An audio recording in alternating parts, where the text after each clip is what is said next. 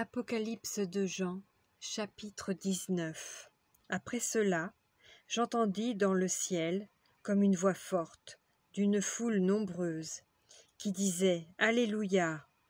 Le salut, la gloire et la puissance sont à notre Dieu, parce que ses jugements sont véritables et justes, car il a jugé la grande prostituée qui corrompait la terre par son impudicité, et il a vengé le sang de ses serviteurs en le redemandant de sa main.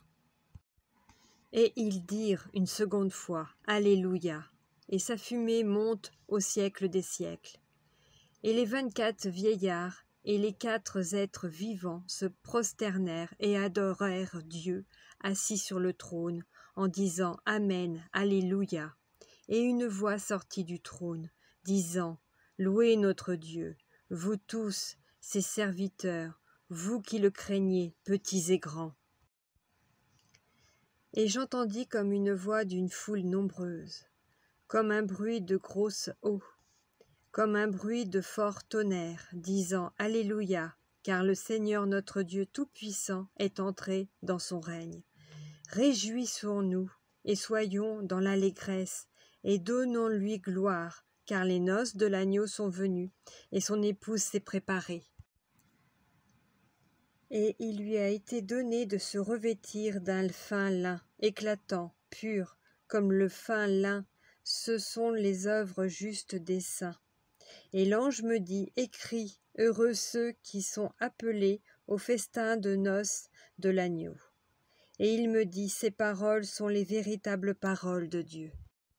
Et je tombai à ses pieds pour l'adorer, mais il me dit, garde-toi de le faire, je suis ton compagnon de service, et celui de tes frères, qui ont le témoignage de Jésus. Adore Dieu, car le témoignage de Jésus est l'esprit de la prophétie. Puis je vis le ciel ouvert, et voici parut un cheval blanc. Celui qui le montait s'appelle fidèle et véritable, et il juge et combat avec justice. Ses yeux étaient comme une flamme de feu. Sur sa tête étaient plusieurs diadèmes. Il avait un nom écrit, que personne ne connaît, si ce n'est lui-même. Et il était revêtu d'un vêtement teint de sang. Son nom est la parole de Dieu. Les armées qui sont dans le ciel le suivaient sur des chevaux blancs, revêtus d'un fin lin blanc pur. De sa bouche sortait une épée aiguë pour frapper les nations.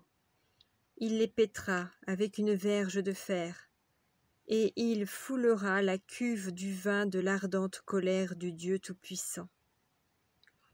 Il avait sur son vêtement et sur sa cuisse un nom écrit, Roi des rois et Seigneur des seigneurs. Et je vis un ange qui se tenait dans le soleil, et il cria d'une voix forte, disant à tous les oiseaux qui volaient par le milieu du ciel, « Venez, rassemblez-vous pour le grand festin de Dieu, afin de manger la chair des rois, la chair des chefs militaires, la chair des puissants, la chair des chevaux et de ceux qui les montent, la chair de tous, libres et esclaves, petits et grands. » Et je vis la bête et les rois de la terre et leurs armées rassemblées pour faire la guerre à celui qui était assis sur le cheval et à son armée. Et la bête fut prise, et avec elle le faux prophète, qui avait fait devant elle les prodiges par lesquels il avait séduit ceux qui avaient pris la marque de la bête et adoré son image. Ils furent tous les deux jetés vivants dans l'étang ardent de feu et de soufre. Et les autres furent tués par l'épée qui sortait de la bouche de celui qui était assis sur le cheval. Et tous les oiseaux se rassasièrent de leur chair.